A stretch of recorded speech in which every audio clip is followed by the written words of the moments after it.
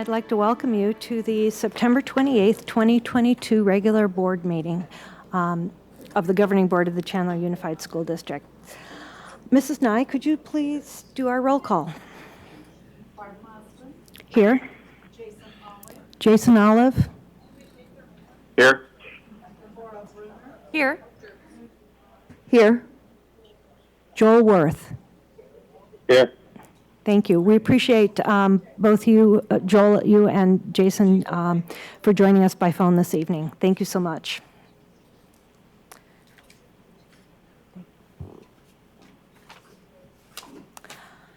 Would you all please stand and join me in the Pledge of Allegiance, and please remain standing for a moment of silence. I pledge allegiance to the flag of the United States of America and to the republic for which it stands, one nation, under God, indivisible, with liberty and justice for all.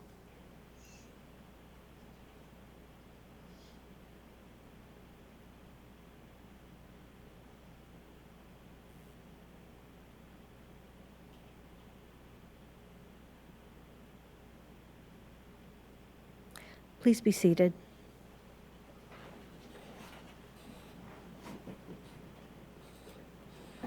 We have some routine business to start with. Our first is to approve the minutes of the September 14th, 2022 regular board meeting. Could I please get a motion? Madam President, I make a motion to approve the minutes of the September 14th, 2022 regular board meeting as presented. Second. All those in favor, please say aye. Aye. Aye. Aye. Aye. Aye. The motion carries. Next, we have to approve and ratify our payroll and accounts payable vouchers. Could I please get a motion? Madam President, I make a motion to approve and ratify payroll and accounts payable vouchers. Second. All those in favor of approving and ratifying payroll and accounts payable vouchers, please say aye. Aye. Aye. Aye. Aye. The motion carries.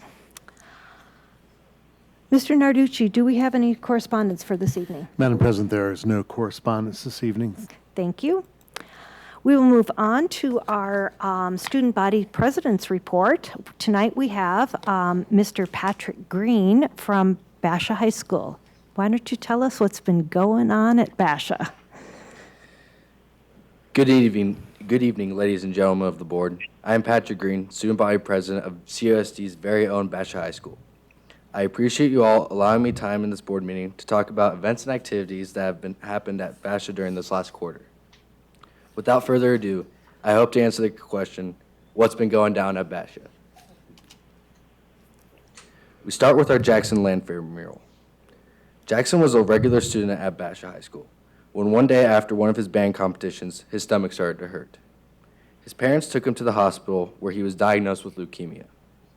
Towards the ends of his treatments, the Make-A-Wish Foundation approached him. He could have used it on anything, like meeting a celebrity or have a vacation to Disneyland. But he used his Make-A-Wish to open a scholarship for a Basha student pursuing law enforcement. This selfless act has allowed other people to pursue this dream that Jackson once had for himself. Jackson sadly passed away, but we never want to forget what he did for our community.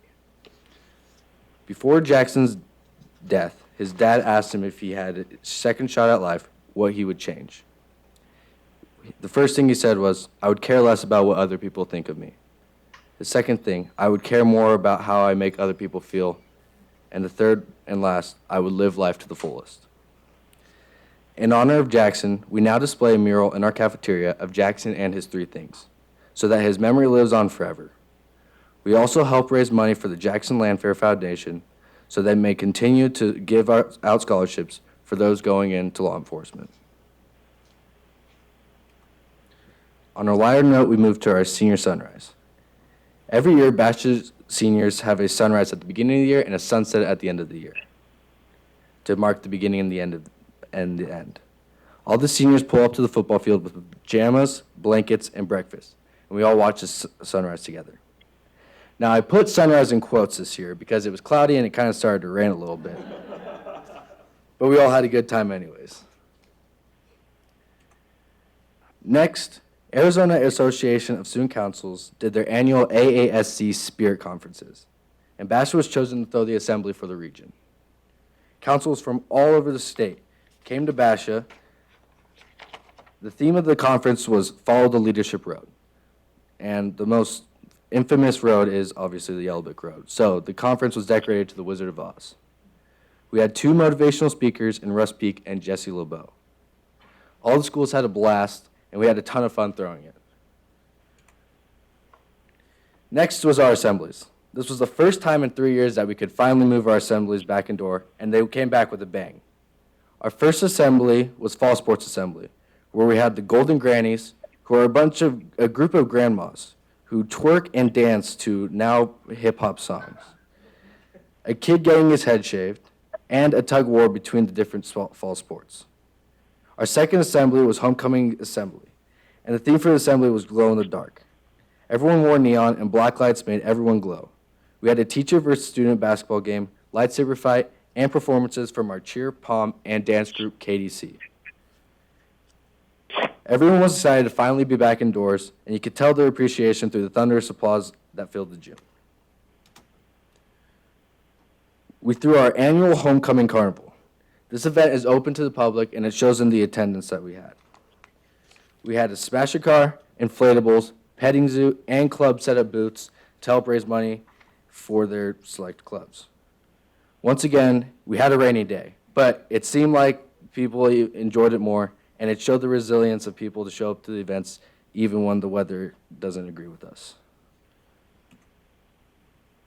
Next, we had our homecoming decorations.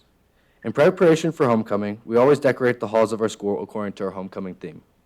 This year's theme was Clue, so we turned our hallways into the rooms from an eerie mansion.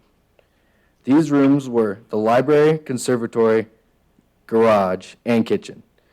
We spent 14 hours in total on these decorations, and the effort shows, as a casual Basha student saw their once innocent school turn overnight into a freaky mansion. I don't have any pictures of the homecoming dance, but we had our annual homecoming dance. It was the first indoor homecoming in 3 years, and the ticket sales shows how much people were appreciated that it was finally moved back indoors and out of the heat. 1,600 people bought tickets this year. Now I will introduce the people that made all of this possible.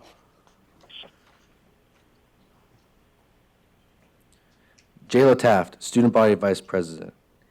Ava Gilbert, Student Body Secretary. Haley Blankel, Student Body Spirit Commissioner. Hannah Shambaugh, Student Body Publicity Manager. Joey Jacobson, Student Body Sports Coordinator. Caleb McDonald, Student Body Business Manager. Tia Watersmith, Student Body Business Manager. Jackson Carmichael, Student Body Historian. Bree Clough, Student Body Historian. Liberty Kuntz, Student Body Underclassmen Representative. Senior Class, Hallie Trias, President. Ella Johnson, Vice President. Daniel McCostinag, Representative. Grant Coombs, Publicity Manager. Junior Class, Ryan Hudda, President. Ella Donnelly, Vice President. Brody Jones, Publicity Manager. Mason Miller, Spirit Commissioner. Alan Liu, Junior Secretary. Bella Morrissey, Representative. Amelia Hansen, Representative. Carson Coombs, Representative. Sophomore Class, Madison Ramsey, President. Gage Melton, Vice President. Dylan Lucas, Secretary. Zoe McDonald, Representative.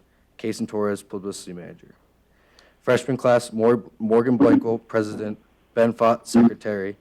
Uswa Beg, Representative. McKenna Keys, Publicity Manager. Faith Landfair, Representative. Alicia Hinner Gardner, Spirit Coordinator. Ladies and gentlemen, your Basha Stugo.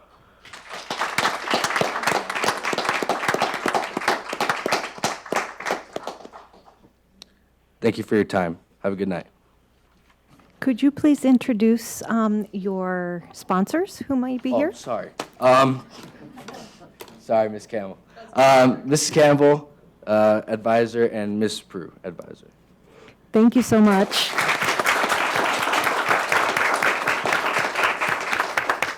We appreciate you all coming out tonight, and thank you so much for being leaders in your school. And it looks like you guys are really going to be doing some great stuff this year, because you already have done some great stuff. So thank you for coming out, and we'll let you head back for homework. So thank you so much for tonight. You're welcome.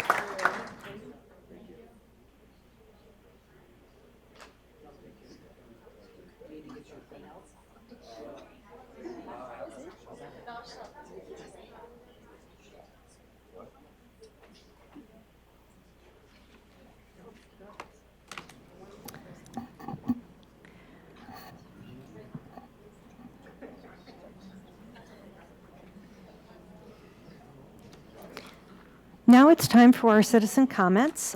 Terry Locke, our Community Relations Ombudsman, will call for citizen comments. Well, Mr. thank Locke. you, Madam President, members of the board, Superintendent Narducci. As you know, we provide an opportunity for the public to submit comments electronically prior to each board meeting. This week, we received no comments. Thank you. And now is the time for the public to comment. We have received 3 speakers for this evening, so they will each get 3 minutes. Mr. Locke. Reminder of the rules that during public comments, members of the governing board may not discuss items that are not specifically identified on the agenda. Therefore, pursuant to state statute, action taken as a result of public comments is limited to directing staff to review the matter, responding to criticism, or scheduling the matter for further consideration and decision at a later date. The board president reserves the right to ensure that speakers present on topics that are within the board's jurisdiction. Everyone is asked to present their comments in a respectable and courteous manner. Profanity or threats of harm will not be tolerated. Our first speaker tonight is Kurt Rohrs of Chandler to speak about vocational instruction. Thank you. My name is Kurt Rohrs. I'm a parent in this district and come here this evening to address the board on the subject of vocational instruction. In the most recent budget, the state of Arizona committed $11 billion of the $18 billion budget to education spending, amounting to more than 60% of the total budget. So what do Arizona taxpayers receive in return for this massive investment? Precisely why do we put so much effort and expense into educating our children? I would submit the primary reason should be to develop them into productive adults. Currently, the focus appears to be on social instruction in addition to the traditional academic instruction that we have expected. But what is the purpose of this? This seems to ignore a more pragmatic focus for these students with respect to vocational instruction, or the instruction and training directed at a particular occupation and skills. There are some peripheral programs directed at career and technical education that the district does offer, but is not well coordinated and not a particular concentration of effort. Propose that the district move this to the center of educational curriculum to be the principal focus of their efforts. The end goal being the attainment of professional degrees and certifications necessary to gain beneficial employment after the student has completed their educational journey. The district's pre-K through 12 platform is often only the beginning of this journey. Students may continue their education and vocational development in our universities, community colleges, and career and technical education districts, known as CTEDs, that are all also supported by state funding. However, all these institutions must work together efficiently and seamlessly to best serve the student and not necessarily in their own institutional self-interest. One of the additional benefits to students is the development of a plan and a purpose during their time here at CUSD. This gives more concrete reasoning for SEL development with respect to the necessity of behaving maturely and getting along socially with others. If students are focused on a specific and well-defined goal, it gives them far more meaning to the time with us and to the lives in general. The district must also develop close interactive relationships with the business community, particularly with hiring managers, that can be accurately explain the actual expectations out in the real world. Our kids need to be talking to these people starting very earlier in their education development. For example, we continually hear that we suffer from a critical shortage of new teachers entering the profession. Why doesn't the district have a specific program for recruitment and training that encourages the development of future teachers while they were still here at CUSD? So again, I ask, why are we educating our kids? It is so that when they leave us, they're better prepared to continue their journey to develop into productive adults. We need more focus on giving them the particular training and skills that they will need. Thank you. Next is Wendy DeTata from Chandler to speak about suicide prevention. Hi, good evening. My name is Wendy DeTata. I am with a group called Chandler Youth Wellbeing Coalition. I am a mother to 2 children that were in the Chandler Unified School District. One graduated last year and the other is a junior in high school this year. I was here at the last meeting talking about suicide prevention, and tonight I want to talk about lived experience and urgency. So I believe that the board and the district is very, very concerned about the children who have died by suicide in our community. What I don't see is the kind of hair on fire urgency that 5 suicides within a few month period, I think requires. Like hair on fire, like the board, leadership in the district, really trying to get to the prevention, to the root cause of why we are losing our children. And then the other thing I want to talk about is lived experience. And I think in kind of all sectors we really see that lived experience is expertise. It's as much expertise as people who are educated or work in a field. And so I know I keep saying the same thing over and over, but if we want to know why our children are struggling, then we need to talk to our children. And they are here and they keep showing up, and I've seen them at meeting after meeting here. And I know that they've been reached out to, I know they've been talked to, but that's not the same as having them part of the solution. Leading the charge at the table where decisions are made about what we are going to do. What kind of event are we going to put on in October? Why didn't we do it in September during Suicide Prevention Month? I know it is difficult to work with people with lived experience, right? Because they're not used to our meetings or our emails or our Zoom calls or how we do invites. But that's where the answers are. And so I just want to say tonight, please use our youth. I think that's where we're really going to find our answers. And please act with the urgency that this crisis deserves. Thank you. Our final speaker tonight is Don Shim, to speak about LGBTQ issues, equity issues. Hi, good afternoon. My name is Dawn Shim. As you know, I'm with a student action group, Support Equality Arizona Schools. We are a student action group dedicated to protecting LGBTQ and minority students. The last time I was here at the board, it was like 3 weeks ago. It has been quite a long time. And the reason for that is because the last board meeting I was here, I was incredibly frustrated. I was frustrated with the lack of attention that you guys have given the issues that I've spoken about week after week. But unfortunately, I'm here to do it again because things are about to get worse for kids in our district and in our state. Right now on your agenda, you have policy IHA, you have policy IHA-MB and policy KB. Both of these are incredibly harmful for LGBTQ students. Although I'm sure that you know why, let me explain really quickly. IHA-MB prohibits school districts and other charter schools from referring students to any sexually explicit material, which sounds pretty innocuous. However, in the first draft of the bill, homosexuality was specifically listed as one of the issues that should be banned. This kind of bill shouldn't be in our schools. I do know that you have no ability to stop the bill. However, you do have all the power in your hands to prevent this bill from escalating into something extremely drastic, something that will be limiting our students and be harming them and causing them undue problems. The other bill is policy KB. KB is a parental right bill, which sounds pretty harmless in and of itself. However, when you allow school admin to divulge information about students to their parents, that can be incredibly harmful, especially for LGBTQ students who are in an unsafe environment. You have all of the power to protect these students. You have had this power for a very, very long time. And I've been urging you for like 6 months to do something. And you still haven't done anything. So here's your opportunity. This bill has just landed into your hands. What are you going to do? Here's what we're going to do. Sorry. We at Support Equality Arizona Schools are really concerned. As she said, there's 5 student suicides currently. We can't let this number increase. And with these bills, it only will increase.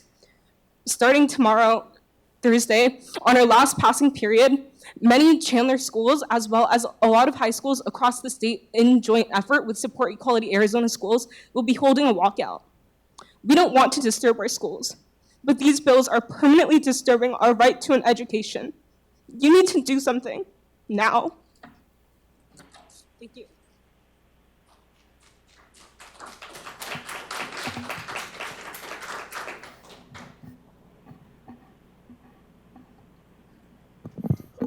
Don, thank you. I do want to comment there. These statutes that come back from legislation are law, and districts have to work with policies to be able to make sure the law is followed. We don't have choices on those pieces. It's the legislative level that brings these laws down. We're not in agreement with all the laws. We will make sure that all students are protected all the time. All students means all. And that means our schools will work with individual students and parents. And that's what we do. It's a unified effort. But when we say all students, we mean that, and that means every group. And I know you're emotional. And I know, and it's so heartfelt, and we are as well. We are as well. And I know you're on one of our advisories, and we talked the other day too, and I appreciate you being there as well. But I want you to know we see every child. I am just commenting back on the comment that was made. Okay, you can come and talk to me afterwards if you'd like.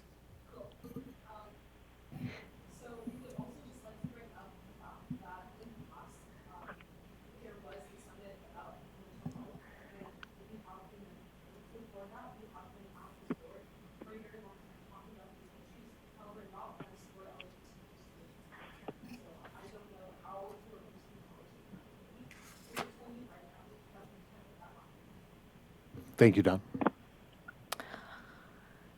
I appreciate everyone who came out and spoke this evening, and I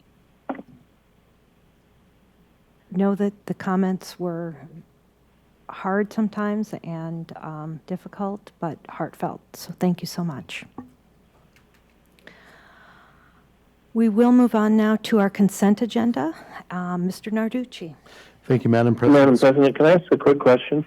Yes, Mr. Worth?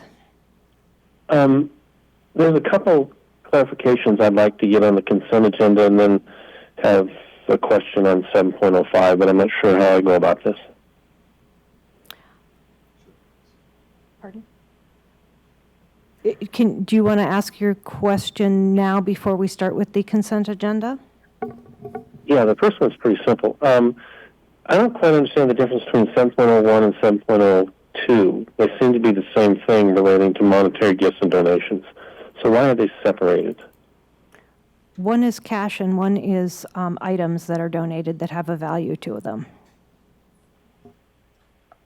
That's correct. Okay. And then I let me know when I can discuss 7.05 a little bit. So. Go ahead now. Okay, on that item, I agree with it totally. But one of the things that the courtyard in the school district office is of no use because there's no shade. And I didn't see anything in there dealing with that. So I just wondered if something was going to happen in that area. That's all I have. Okay, thank you, Mr. Worth. That's being addressed later. Right now, the agenda item, as I get to it, is in regards to furnishings that are needed based on our technology crew leaving. So it's all internal building furnishings. Okay, thank you. Okay. Mr. Narducci. Ms. Marsden, members of the board, under 7.01 monetary gifts, request the approval of the monetary gifts generously donated to Chandler schools totaling $24,260.41.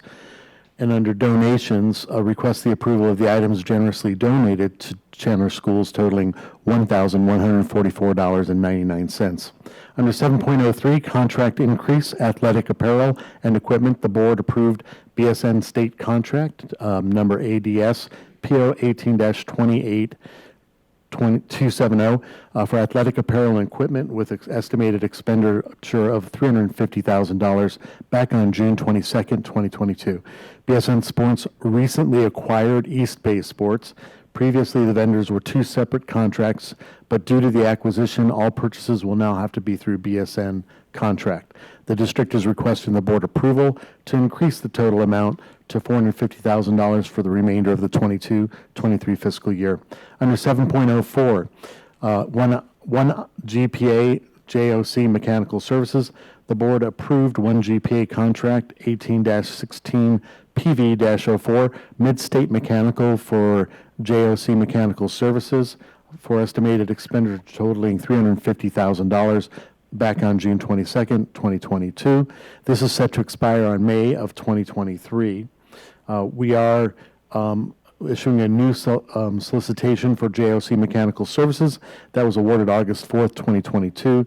Midstate Mechanical's new 1 GPA contract 22-14 PV-04 for GOC Mechanical Services replaces the previously approved contract. The district is requesting the board approve to utilize the new 1 GPA contract awarded to Midstate Mechanical with an estimated expenditure totaling $350,000 for the 22-23 fiscal year.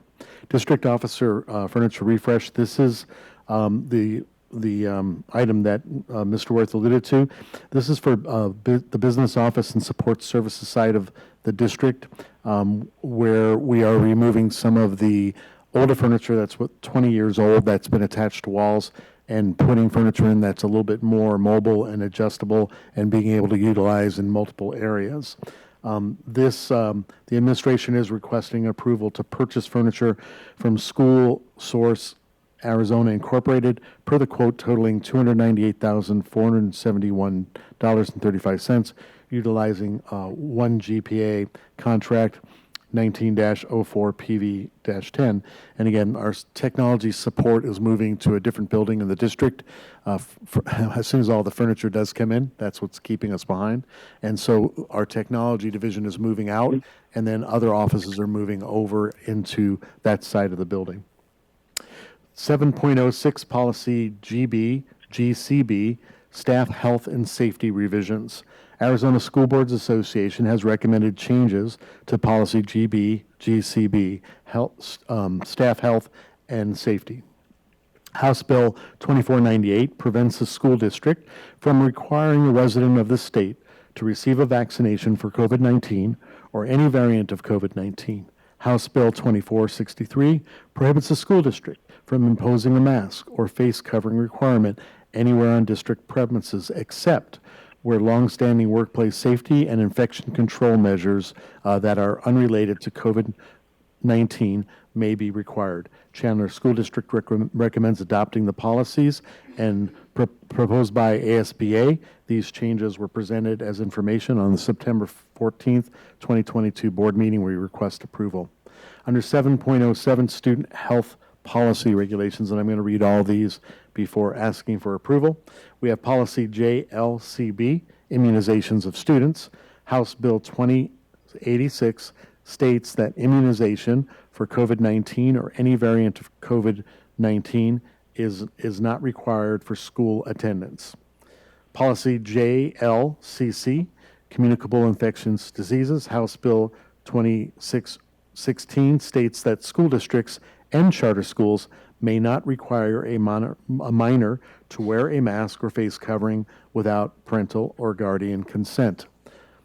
Under item 7, under student health policy revisions, policy JLDA, school counselors and psychologists, House Bill 2178 excludes a school psychologist who is certified by ADE to use that title and is either employed by or contracted to provide services in an educational institution setting that serves pupils in pre-kindergarten through or kindergarten programs or the 1st through 12th grades from licensure requirements prescribed by the Board of Psychologist Examiners. If the services are a licensure requirement prescribed, if the services are a part of the person's contract with the educational institution setting. Previously, only employed school psychologists were exempt from licensure. JLDA was updated to reflect the change of the licensure for those individuals. Chandler School District recommends adopting the policies as proposed by SBA. These changes were presented as information items September 14th, 2022 board meeting, and we recommend approval. Under 7.0A, we have instructional program policy revisions, and these are those. Policy IHA, Basic Instructional Program. House Bill 2325 established 9/11 Education Day and requires that students dedicate some portion of September 11th or an adjoining non-weekend day to teaching in age-appropriate fashion about the terrorist attacks of September 11th, 2001. This is a legal requirement. Policy IHAMB, Family Life Education, House Bill 2495, prohibits school districts and charter schools from referring students to or using any sexually explicit material in any manner except as part of sex education instruction as permitted by 15-711. Policy KB, Parental Involvement in Education, House Bill 2161 and House Bill 2439 are two parental rights bills that substantially affected Policy KB and its corresponding regulation KBR and Exhibit KBEB. HB 2161 amended 15-102 as follows. The law requires school districts to create procedures enabling parents to request access to school district and employee electronic records that relate to their child. HB 2439 also affected 15-102 and 15-189.07. Policy KB is amended to reflect the required policy addition requiring schools to provide access to parents to the school's library collection of available books and materials, and parents may receive a list of books and materials borrowed from the library by their children. Chandler School District recommends adopting the policies as proposed by ASBA. These changes were presented as information at the September 14th, 2022 board meeting request approval. Item 7.09, Instructional and Student Policy Revisions. Arizona School Boards Association has recommended the following changes. IKF, graduation requirements. House Bill 2632 increases the number of questions a student must correctly answer on the required civics test, identical to the civics portion of the naturalization test, to 70 from 60 questions, beginning with the graduating class of 2026. IMB, teaching about controversial sensitive issues. House Bill 2161's private cause of action enables parents to sue governmental entities for usurping the fundamental right of parents to direct the upbringing, education, health care, and mental health of their children. IMD, school ceremonies and observances. School districts and charter schools must set aside 1 to 2 minutes at the beginning of each day for silence. Teachers may not tell the children what to meditate on. Teachers must encourage parents to discuss with their children how to use the moment of silence. JF, student admissions. Senate Bill 1361 modifies eligibility, application, and reporting requirements for a Certificate of Educational Convenience, which is a CEC. A Certificate of Educational Convenience is a pupil's ability to apply to attend a district outside of their home district if they are precluded from attending the home district because of distance, lack of adequate transportation facilities, or a parent or guardian's employment. JICFA hazing. House Bill 3222 criminalized hazing. Hazing is a Class 1 misdemeanor unless the victim dies, and then it is a Class 4 felony.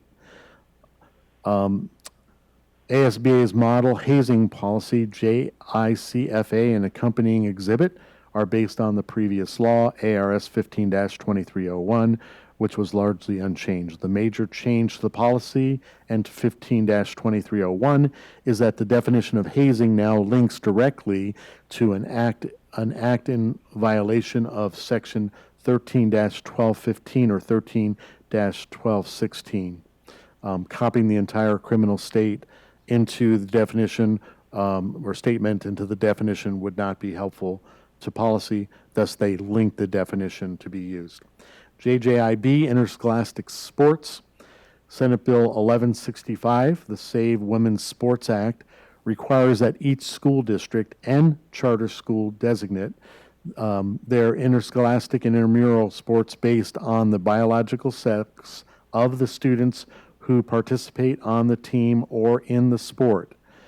The law outlines that a student that is harmed by the school's knowing violation of 15-120.02 may bring a private cause of action for injunctive relief, damages, or other relief available under law. Chandler Unified School District recommends adopting the policies as proposed by ASBA. These changes were presented as information items on the September 14th, 2022 board meeting and recommend approval. Under 7.10, Policy JRR Student Survey Revisions. Arizona School Boards Association has recommended changes to Policy JRR-Student Surveys. House Bill 2161 amended ARS 15-117, which governs district or charter school administration of student surveys relating to 14 specific topics. Districts and charter schools are cautioned to take special care when conducting a survey of pupils, soliciting any information that relates to the categories defined in 15-117A. Districts are required to provide parents a copy of any 15-117 survey and obtain informed consent from the parent at least 7 days before administering the survey. Chandler School District recommends adopting the policies as proposed by ASBA. These policies were also presented as information at September 14th board meeting. We recommend approval. Number 7, item 7.11, KI, visitors to schools, policy revisions. Arizona School Boards recommends the following. House Bill 2025, signed by the governor on May 20th, 2022, requires governing boards and charter schools in a public meeting develop and adopt policies to allow for visits, tours, and observations in accordance with ARS 15-341 and 15-184.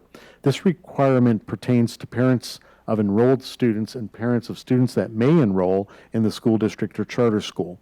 While this practice was in policy prior to HB 2025, the policy and regulation are now updated to conform with statute. Additionally, schools may not require anyone to wear a mask or face covering unless under a longstanding safety rule not related to COVID-19 as passed in House Bill 2453. And the updates to this policy, KI, visitors to schools, has been updated to reflect the language that was updated by the legal requirement. Regulation KIR, visitor to the schools, was updated as a regulation for specific guidelines under which parents are scheduled to visit or tour or observe a classroom. And the new exhibit, KI-E, visitors to school, is a new exhibit which was created to require prospective visitors to fill out a form before visiting the school as advised under Policy KI. Chandler Unified School District recommends adopting Policy KI, visitors to schools as proposed by ASBA. These changes were presented as informational items on September 14th, 2022. Regulations and exhibits do not require board approval. However, per board member request, the timeline to submit the request form for a visit was modified from 48 business hours to 2 full business days. So the regulation and exhibit are presented again for information. And I read those 2 pieces. Those will be coming back for approval. They are information tonight. Also under 7.12, human resources, we recommend the employment separation and compensation as attached to the consent agenda items. One thing that I'd like to say before I turn it back to you, Madam President, is that these are a lot of policies, They will be located, Stephanie Ingersoll and our communications team we'll be putting these policies up on our website in a special area of new policies. That way parents can get to those. For our staff members also, these new policies, which are an abundance of policies that have been changed legislatively, they will also be in our staff links for them to get additional information. Also, our executive team is working with our staff, our administrative staff, and they will be holding several meetings with them to define and to also, they've worked really hard on procedures to assist our staff and through various questions that may be asked about the policies from our parents, students, or staff. Thank you, Mr. Narducci. So just for a clarification, on 711, the regulation and the exhibit are not being voted on in this, and actually do need to be moved down to Correct. information items. Correct. Since there was a change made to those, But they're still in our consent agenda as, at this point. So for clarification, those two, KI regulation and KI exhibit are not being voted on, but the KI policy is, for clarity. Could I get a motion, please, for the consent agenda?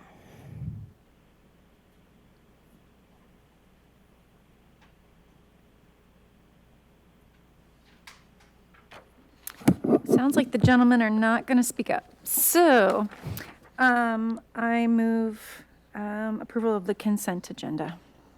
Is there a second? Second. Thank you. All those in favor of the consent agenda, please say aye. Aye. Aye. Aye. Aye. Opposed? Opposed. The motion carries. Madam President, Yes, Ms. Love? can I clarify my vote now, or do you want me to wait Sure, till the go ahead. board comments? Go ahead 'Cause I and can- clarify it now. Okay. This is the first time that I voted against the consent agenda, and I want to explain my vote so there is no misunderstanding or misrepresentation. My objection is specific to the ASBA recommended policies that came out of the so-called historic state budget, which everyone remarks on as a positive, but I view as the legislature selling out our students and our public schools.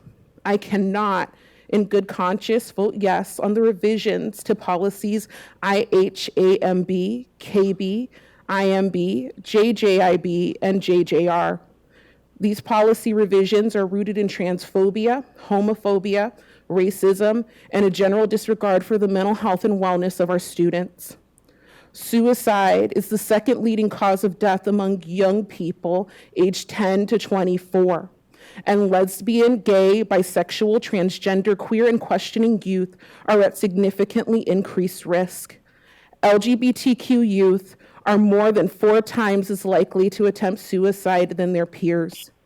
Some of these policy revisions and adoptions would create an environment in which our LGBTQ students could potentially be outed to their parents and community members before they are ready and could create situations that put their physical, mental, and emotional health and safety at risk. It only takes one affirming adult in the lives of an LGBTQ youth to reduce the risk of suicide, and I refuse to be a part of taking that away from our students. When LGBTQ youth are outed to parents who are not affirming, they face the threat of violence and are often kicked out of the home and forced into homelessness. LGBTQ youth represent only 8% of the youth population, but make up around 40 to 45% of the homeless population in Maricopa County, placing them at disproportionate risk of being sex trafficked. I find it ironic that policy JHA allows us to teach about 9/11, a tragic and historic event in our nation, which we can all agree on, but policy IMB tells us that we cannot bring up the Islamophobia associated with that event. We cannot teach about slavery. We can teach about slavery, but we cannot teach about the role of white supremacy. The Civil War gets watered down as being about states' rights and Southern pride. We can't teach about the Stonewall riots. We have to be careful how we talk about the Holocaust, all because our state legislature does not want our students to know about the systems that have historically oppressed marginalized people. all while using the education system to continue to do harm to our most marginalized students by proposing legislation that targets them and continues to siphon dollars out of public schools. But it's okay, because the legislature is putting more money and dollars towards SROs to promote school safety, and whatever is left goes to social workers and counselors. While I understand that district policies are often determined by the state legislature, at some point we have to take a stand as school boards and defend our kids. When we simply ignore and stay quiet about obvious contradictions between our stated values and our votes and actions, why should any parent or voter trust us? They shouldn't, because it's plainly hypocritical. This is me as a school board member speaking to our students' needs and saying enough. And with that, I wholeheartedly vote no. Thank you. Next, we'll move on to our action items. Our first is our annual financial report. Mrs. Berry. Madam President, members of the board, the Arizona Revised Statute 15-904 requires school districts to prepare and submit an annual financial report by October 15th. Also included with ASRS 15-904, by November 15th of 2022, the district's governing board must approve to publish on the Arizona Department of Education website the annual financial report. The affidavit of publication must be filed with ADE within 30 days after publication, but no later than 15 days, but no later than December 15th, 2022. The report, which is being submitted for approval, may not be available sometimes for the board prior, which we didn't have the PowerPoint, but we actually had the report. If anyone would like copies of the PowerPoint, they're welcome to that also. Thank you, Mrs. Berry. Could I please get a motion? Madam President, I make a motion to approve publication of the 2021-2022 annual financial report. Do I have a second? Second. Thank you. Are there any questions for Mrs. Berry that we thought of between an hour ago and now? Nope. Okay. If we're ready to vote, all those in favor of approving publication of the 2021-2022 annual financial report, please say aye. Aye. Aye. Aye. Aye. Thank you very much. The motion is approved. Next, we have a resolution supporting a fiscal year 2023 aggregate expenditure limit override. Mrs. Berry. All right. Madam President, members of the board, tonight there is a resolution that's on the agenda, and it is to recommend approval of the governing board resolution supporting the override of the constitutional aggregated expenditure limit for fiscal year 23, so the one we're in currently now, and urges Governor Ducey to call the legislature into special session to approve an override before the end of the calendar year. Now, as you know, and you just heard kind of through the AFR, and then you've been listening to the budget presentations that we've had, and we've approved raises, we've approved budget increases based on the budget that was approved in June of 2022 for the fiscal year of 22-23. The aggregated expenditure limit is a constitutional limit that was set back in the 80s. And currently, with the new amounts that were approved by the legislature, it's approximately $1.2 billion over that constitutional limit. And there's a number of factors that are part of that. So this resolution asks for the governor to call a special session prior to him leaving office, and the legislators who voted on that act to call a special session before they leave, because they're the ones who voted that budget that was approved that we're spending now. Now, it's not an increase in funding in any shape or form, but ultimately it's a request to utilize the funds that were already approved and the ones that we've given raises on. And we're asking for a special session early because some people are exiting the legislature or the governor's office, and they are the ones who actually approved the budget. So we're trying to get that approved now so we don't have to wait till the spring. And then people, honestly, it's a worry in the spring for them to have to approve that by 2/3 vote. We've already spent, 3/4 of our budget by the time March 1st comes around. It's then has to be finalized by April the 1st if you have to make cuts.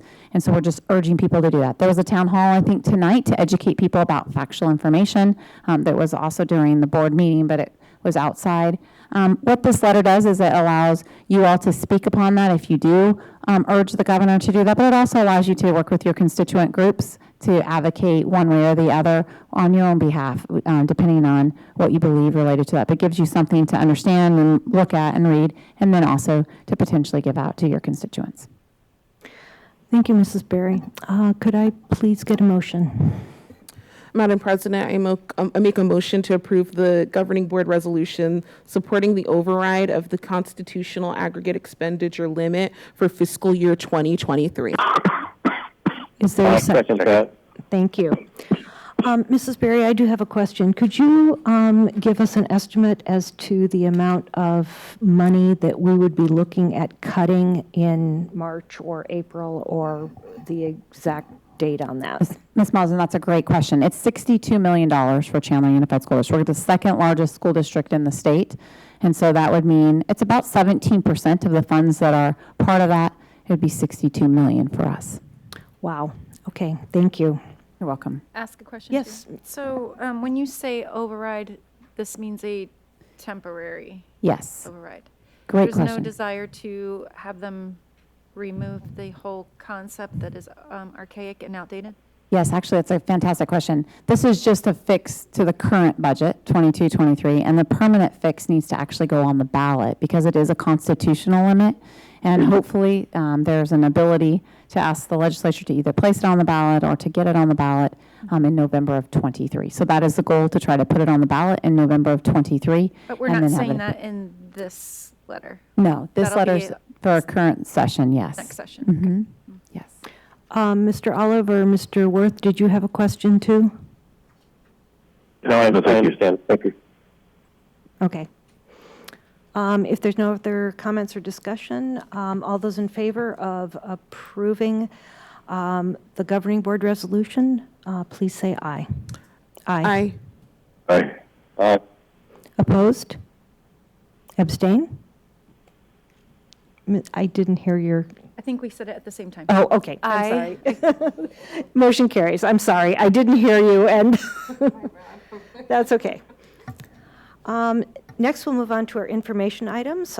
We have instructional program policy revisions, and I believe that Dr. Edgar is going to present that. Madam President, members of the board, Arizona School Board Association has recommended changes to the following policies. Policy IJL and new regulation IJL-R, library material selection and adoption. House Bill 2439 instructs school districts and charter school governing boards to adopt procedures that provide parents access to a school's library collection and a list of books and materials their child borrows. This required list is included in IJNC, the policy that applies to libraries. IJL is a policy that applies to the selection and adoption of materials. House Bill 2439 also revised IJL as follows. For books and materials purchased after January 1st, 2023, the law creates a public review period that requires districts and charter schools to notify parents at least 7 days before the public review period begins and ends. The law also requires the superintendent to place new books and materials on the website for a minimum of 60 days. Finally, this does not apply to replace lost or damaged books or materials. IJL was revised to include that the governing board will comply with House Bill 2439. The specifics of House Bill 2439 were included in Regulation IJL-R. Policy IJNC, new regulation IJNC-R, new exhibit IJNC-E, resource centers, media centers, school libraries.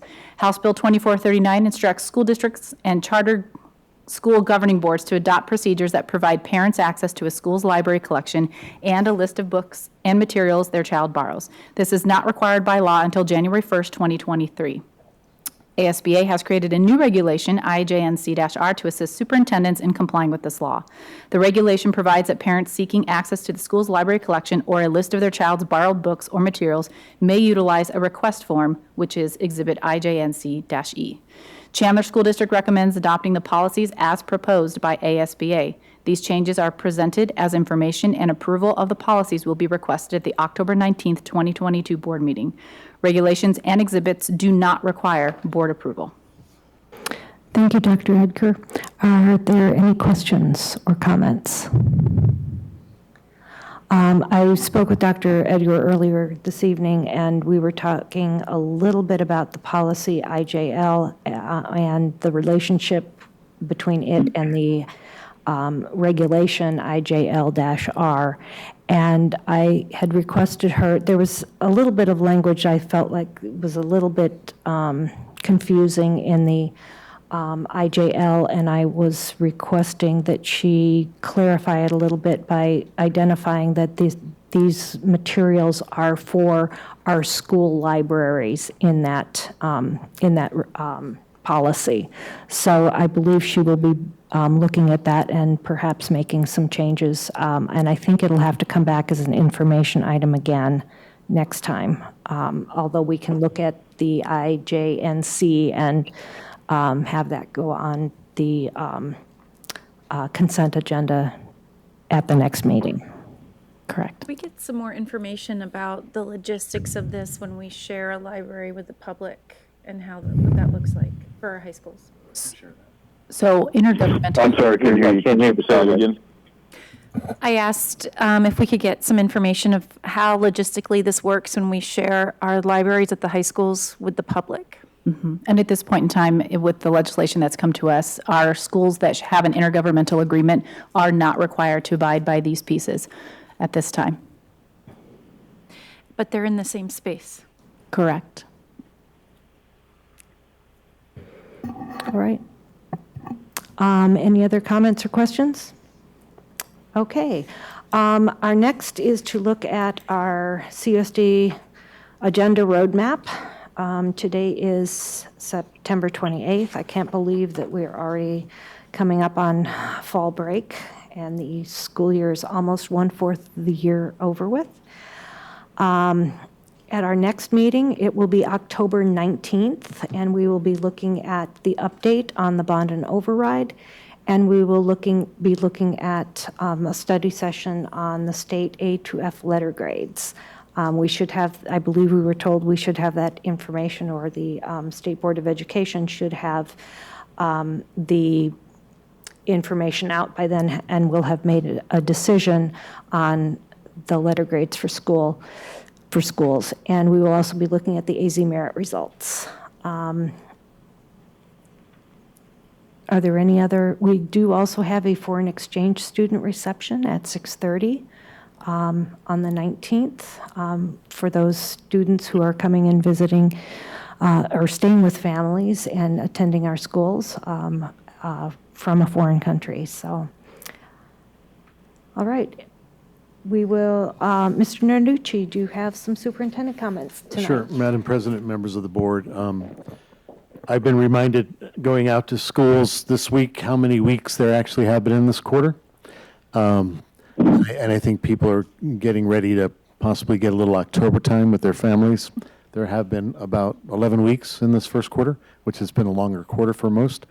And so I think our staffs are looking forward to spending a little time, but I want to remind the public as well as the school board that we'll have a full crew of people here over the break to be running district offices, as well as everything else besides all the other programs go on. So administration and coaches and all of those folks are actively involved over the break, and games are played. So if you're able to get out to one of those, that would be great.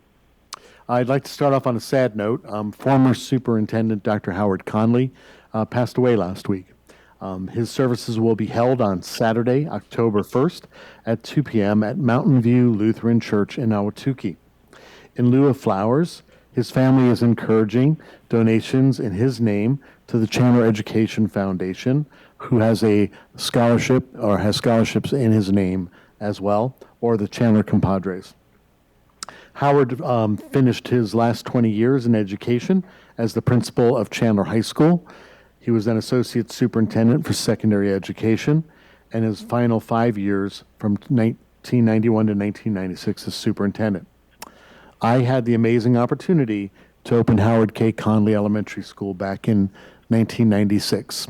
I just want to bring you back to that time because it was the 14th elementary school open out of 31 that we have now. And the school district population was a little over 13,800 students. It was an honor and a privilege to be able to work with the Conley community and establish a special learning environment, which still continues today with Lisa Shore, our current principal there.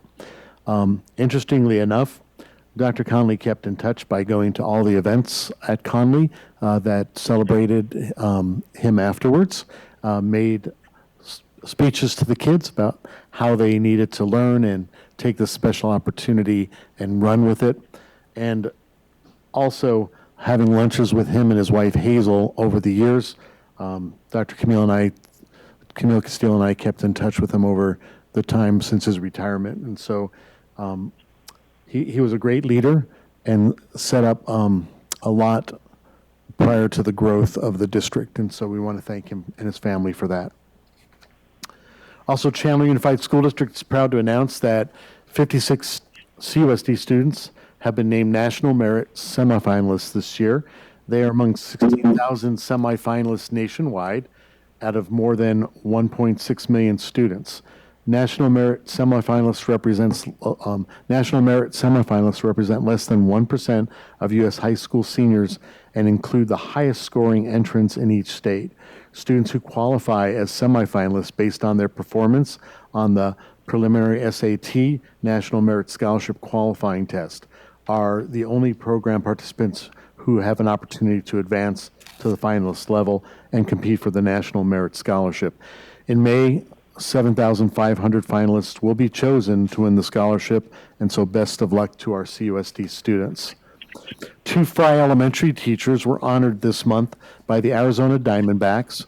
Kimberly Ray and Angelica Abbey were named Arizona Diamondbacks Most Valuable Teachers in STEM and were awarded $1,000 for classroom supplies.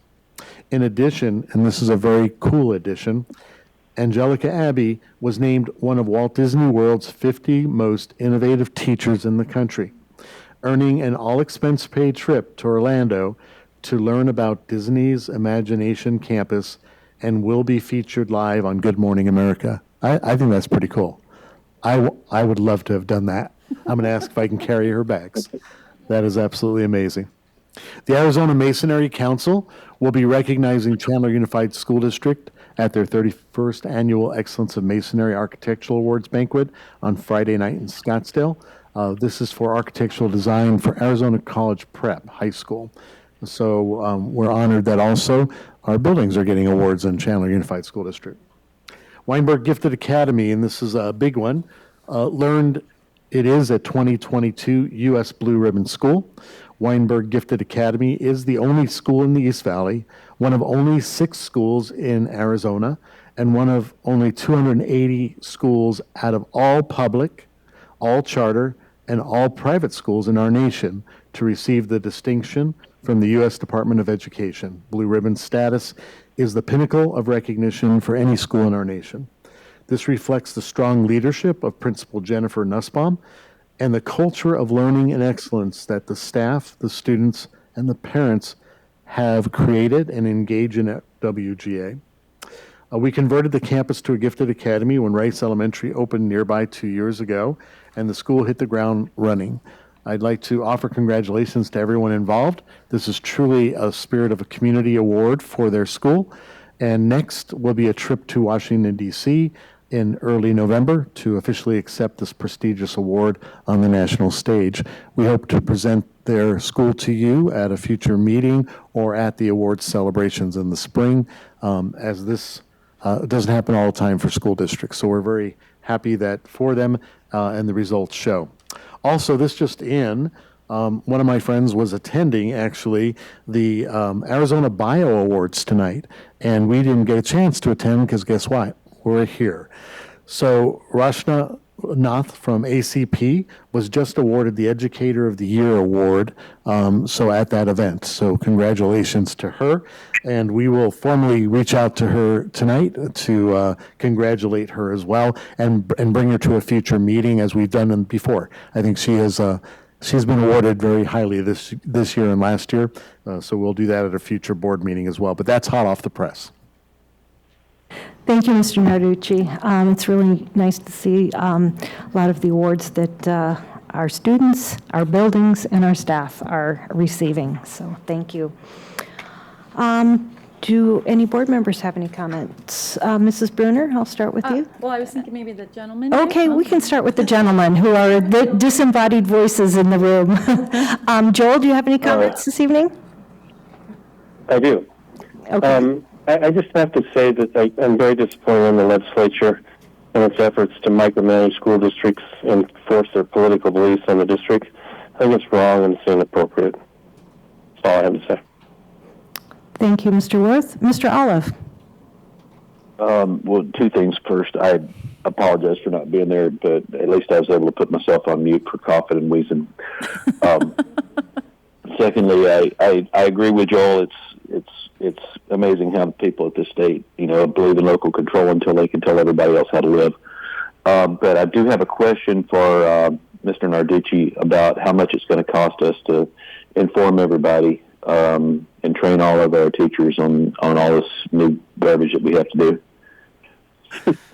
I don't have an estimate for you at this time, Mr. Olive, but it is taking every school district, I imagine, a lot of time, energy, and effort into getting communications out, making sure communications do work for the benefit of every single student in our district, because that's what we're here for. We're here to educate kids. We're here to take care of kids, and I think sometimes that focus is lost. And so there are a lot of things that are placed on schools now, and as Mr. Worth said, if we believe in local control, districts do what's best for their students. And I've been in education for 40 years and just haven't seen this type of activity almost harnessing the energy of a school district. And so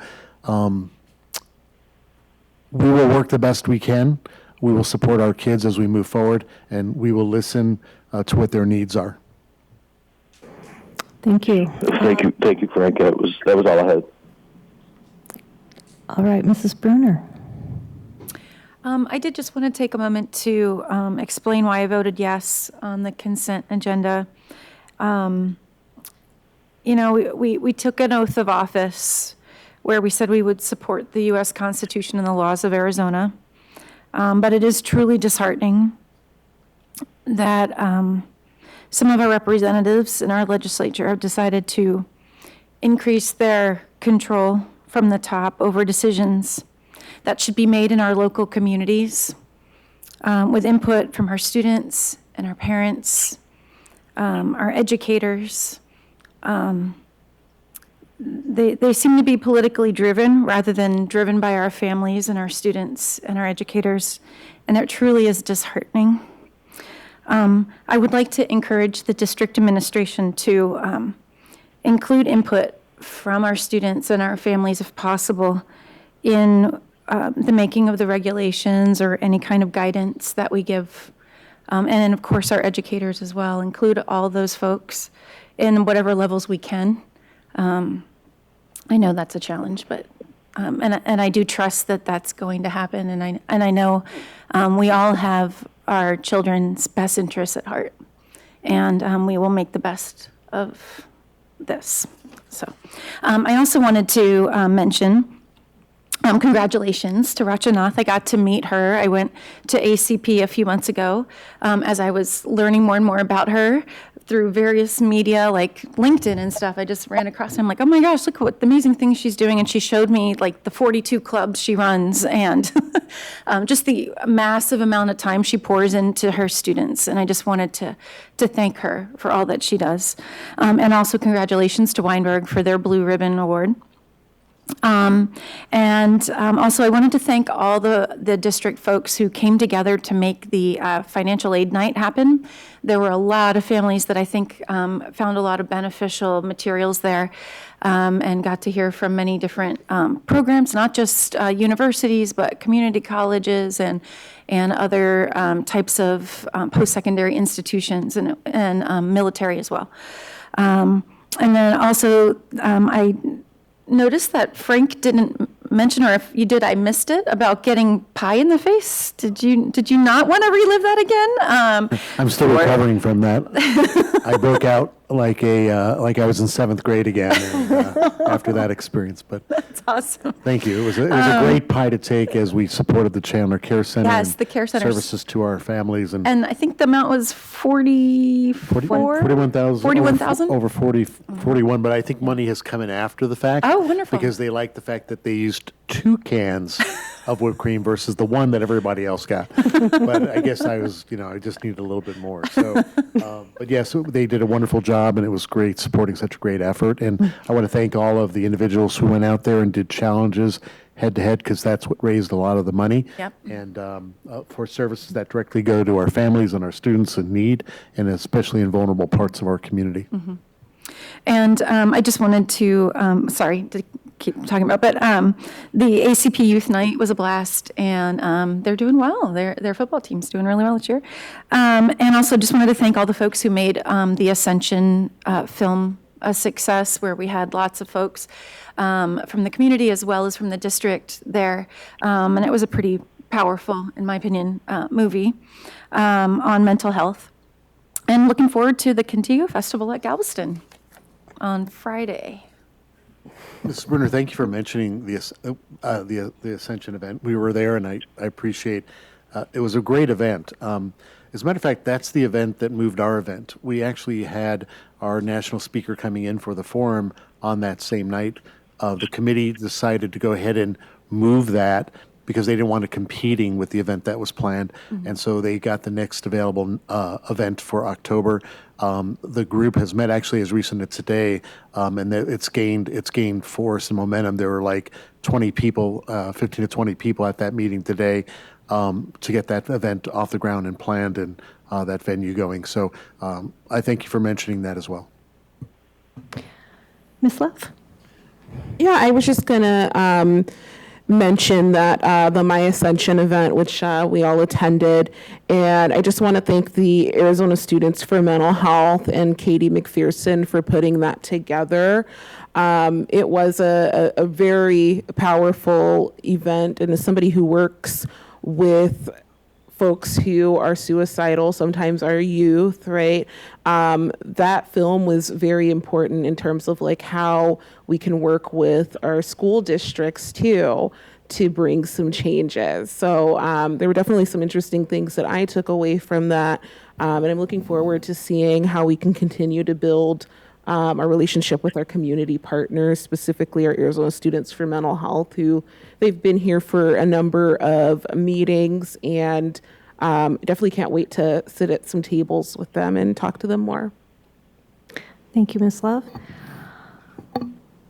I think a lot of the things that I was going to mention have already been said, such as at the Care Center and Mr. Narducci getting pied, and but I do want to say that our Care Center really does provide a lot of wonderful services to those families who are in need, from a food bank to dental care, mental health services, and routine wellness checks and immunizations, and early childhood programs and things that are at that center and really do serve those people in our community who need that help. And I think that it's a great partnership that we have with a lot of other outside agencies.